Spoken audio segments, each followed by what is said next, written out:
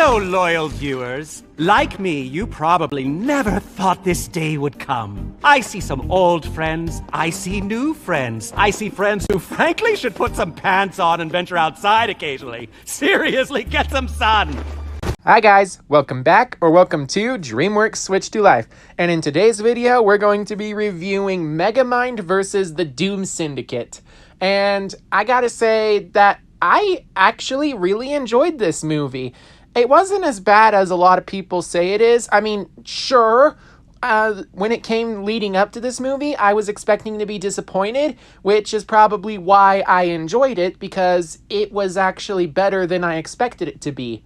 Unfortunately, nowhere near as good as the first movie, and I still recommend that if you don't want to watch the Megamind TV show, do not watch this movie. This movie ruins everything that made the first movie good. From its animation quality, yeah, real downgrade there. The voice acting, I mean, I'm glad they got Keith Ferguson, but unfortunately he's no Will Ferrell. And all the other actors, I mean, they're nice, it's just, they're just not the movie actors. It's so weird. And then the music, forget about it. The 80s music that was in the first movie that made it awesome, none of that here. So, unfortunately, if you can get past the bad animation, voice acting, and music, there is actually a good story with some good writing and a lot of jokes. Nowhere near as funny as the first movie, but still, I thought that the story was pretty good. Again, not as good as the first movie. So, unfortunately, while I do say that Megamind vs. the Doom Syndicate is a good movie, it will taint your memory of the original, and I do not recommend watching it if you do not want to be haunted by bad animation, voice acting, and lack of music. So, I'm going to be honest, I haven't actually seen the Megamind Rules TV show yet, but I will be making a review of it next week. Unfortunately, it seems like this movie was a pilot to that TV show. And I'd say that's nice and all, but I just find it so stupid that if they were going to make a movie into a pilot for the TV show, why not actually go ahead and give us a real high-budget Megamind 2? And they could have low-budget voice actors come in to voice the villains, but have Will Ferrell, Tina Fey, and David Cross come back for this movie, and then they make the Megamind Rules TV show. Why couldn't they have given us a high-budget movie followed by that TV show? I don't know. But by giving us this direct-to-streaming movie, it falls short on every category that made the original movie good. Stunning animation? Forget about it. Sure, they have some really great CGI models, but unfortunately, the animation most of the time doesn't really look as fluid as it did in the original. However, I will admit that this movie does have some of the best animation I've seen from any of the Dreamworks TV shows, with the exception of a couple. Granted, it also has the worst animation I've seen from any of the Dreamworks movies, so there's that. Plus, you can actually tell there's a bunch of reused assets from other Dreamworks TV shows, so there's that. And then, of course, there's the voice acting, and I will admit, some of the voice actors were really great, and I loved them, but when it came to Megamind, Minion, and Roxanne Ritchie, you could definitely tell that something was off with their voices, and again, while they did have some good voice actors portraying them, they just weren't anything like the original. So, again, good voice acting, but why couldn't we get the movie actors to come back? That's what I think of this. And then there's the music, which I will admit the music is nice, but it's nowhere near as good or iconic as the original movie, which is kind of sad.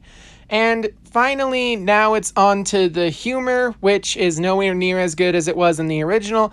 But the story it's not as good as the original, but still pretty good in its own way. And I really enjoyed watching this movie, so while I do recommend that you avoid watching this if you don't want to have your memory tarnished, it's still definitely good and I would recommend watching it. And the only reason that people are saying it's bad is because it's just not living up to their expectations. With that in mind, spoilers ahead as we're about to dive into the story. Speaking of diving, the story begins with a bunch of goons dressed up like fishes try to rob an aquarium of a diamond-encrusted fish, which Megamind, on his second day of heroing, has tried to put a stop to them, and it really only takes about 6 minutes. He's also there with his friend, Chum. Oh, by the way, did I not mention the fact that Minion has officially changed his name to Chum, which I really like how his name is Chum because it's another name for fish, but it also means old friend. So yeah, Chum's a pretty good name, but unfortunately, Minion, I don't know. He's always going to be Minion to me. Anyway, after catching the fish goons, Megamind is given the key to the city, where Minion decides that he no longer wants to be a minion, and instead, just like his name, he wants to be Megamind's chum, his sidekick on missions. And Megamind is a solo act, so he doesn't really do that. And this leads to Minion, or I guess Chum, abandoning Megamind once again, and thus Megamind is forced to actually work solo, and he realizes that he can't do everything without Minion. But the good news is he has his old gang coming back, the Doom Syndicate. Yeah, apparently Megamind used to belong to a gang, and he didn't belong. He was the founding member of the gang, the team's leader. Unfortunately, he realized that he wanted to go solo when he was a villain, so he just said that they should lay low in prison while he took over Metro City. And years have passed. Now he's a hero, and he technically did take over the city, so that means that the Doom Syndicate has broken out of prison and are ready to work with Megamind once again. Among the Doom Syndicate's members, we have Lady Doppler, who is apparently a weather person who doesn't actually understand the weather, even though she can control it. She says she's gonna summon a blizzard. It's a lightning storm. Yeah, I don't know how you can get the two confused. And then there's Pierre Pressure, who is essentially a mime who's also a hypnosist. And instead of doing mime acts himself, he hypnotizes everyone around him into doing mime acts, like being trapped in a box or arresting themselves. And then there's also Lord Nighty Night, who apparently used to go by Fright Night. And everybody makes fun of him for his new name in this movie, but unfortunately, I don't know. I like Fright Night better, unfortunately. It's much more scarier than Nighty Night. And finally, there's a giant lava rock monster known as Behemoth, who apparently fell into a volcano and gained lava powers. And with that, that's the Doom Syndicate. Each of them are trying to be the leader in Megamind's absence, but they all view Megamind as their leader, and they join up with him to enact Phase 2, which involves Megamind launching Metro City to the moon. And Megamind managed to build the machine to actually launch Metro City, but he never actually went through with it because he never liked the plan. And unfortunately, the Doom Syndicate only want to launch Metro City to the moon, so Megamind has to play the part of villain until he can actually find a way to defeat the Doom Syndicate. And while he does get up to some old antics, like robbing a bank and throwing all-nighter parties, he does end up not really missing his old villain life, which is something that I kind of wanted to see. Sure, he wants to be a hero now, and I get that, but they could have at least dedicated 1 or 2 scenes of him reminiscing about being a villain. I mean, he's only been a hero for, what, a week now? Anyway, in the meantime, Chum, formerly Minion, is now working at a restaurant and he's trying to help make the restaurant better. And he succeeds by having a fully automated donut shop and then turning the grumpy business manager into a happy-go-lucky mascot for the restaurant, which really helps business and improves a lot of good. And Megamind realizes that Minion has found his place and he doesn't actually want to be with Megamind. So Megamind decides to fight the Doom Syndicate all by himself, and thus he manages to trap the Doom Syndicate in a prison box. But unfortunately, the box malfunctions while he's revealing the fact that he's a good guy, which makes it so the Doom Syndicate now want to kill him for betraying them. Thanks to Keiko, who is essentially a super fan of Megamind, who wants to be a crime fighter just like him, and also an internet vlogger who has 500,000 subscribers on her channel. Speaking of, would love to get that number. Anyway, Keiko and Roxanne Ritchie end up finding Megamind and try to make him feel better.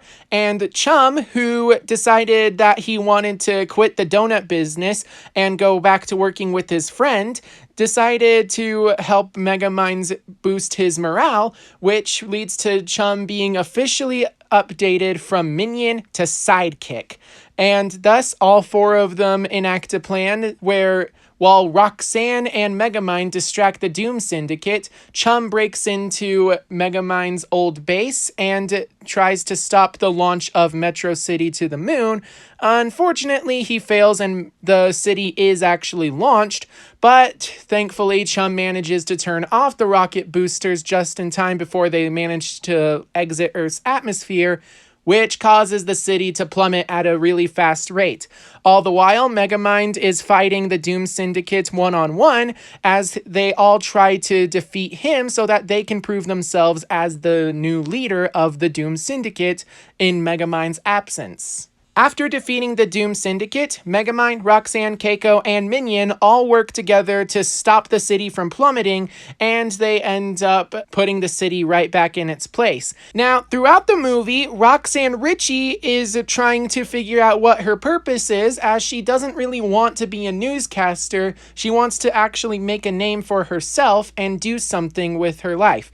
And throughout the movie, we see her help the city in her own unique way, while the mayor of the city doesn't really do anything, except at the very end where he yells at Megamind for saving the city by putting it backwards. And while Megamind says that he's going to fix it, Roxanne challenges the mayor, saying that he didn't actually do anything, and the mayor says, "Oh, you think you can run the city better than me?"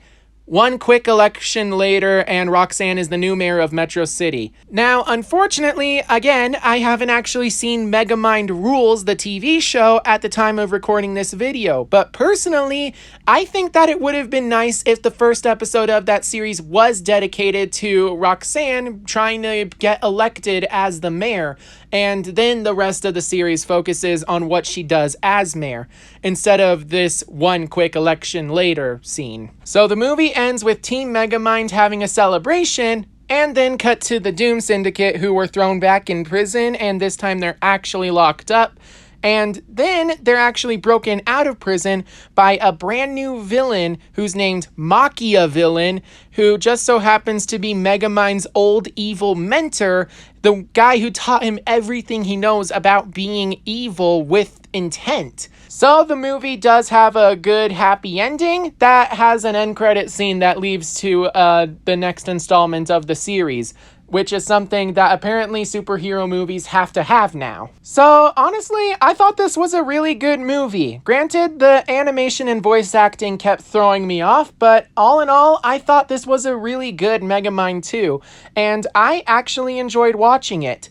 It had a really simple but still complicated story. My one regret is that there were a few times where I wish the movie was longer so they could add in a bit more scenes, like give us the origin story of each individual Doom Syndicate member, which is Probably something that the Megamind Rules TV show will do. Maybe not. I don't know. Maybe have Megamind struggle with the fact that he is being tempted to go back to his villainous ways, and he actually misses those, rather than just him trying to be a hero no matter what they do. It honestly would have been nice to see Megamind have that kind of emotional relapse without actually relapsing. And of course, as I've said before, give Roxanne an actual election scene rather than just saying she got elected as mayor. Still, I'm glad that they kept the writing and the way that Megamind talks, and honestly, again, I really enjoyed watching this movie, and I hope that you guys do too. Of course, it's also understandable if you decide to skip this movie, as no matter how bad or good you think this movie will be, it will definitely ruin your memory of the original film. Anyway, I hope that you guys enjoyed today's video, and if you did, please make sure to like and subscribe so you can keep up to date on all things Dreamworks, including next week when I will be reviewing the first season of the TV show Megamind Rules. I don't actually know when I will post that video, could be Tuesday or Friday, but until then, I hope that you guys are staying safe out there, and I will see you all in my next video. Bye-bye. How will you be paying today? Set de creme brulee. No. We'll put it on my card. Oh, right. Paying for things. Whoever came up with that scheme is a real evil genius.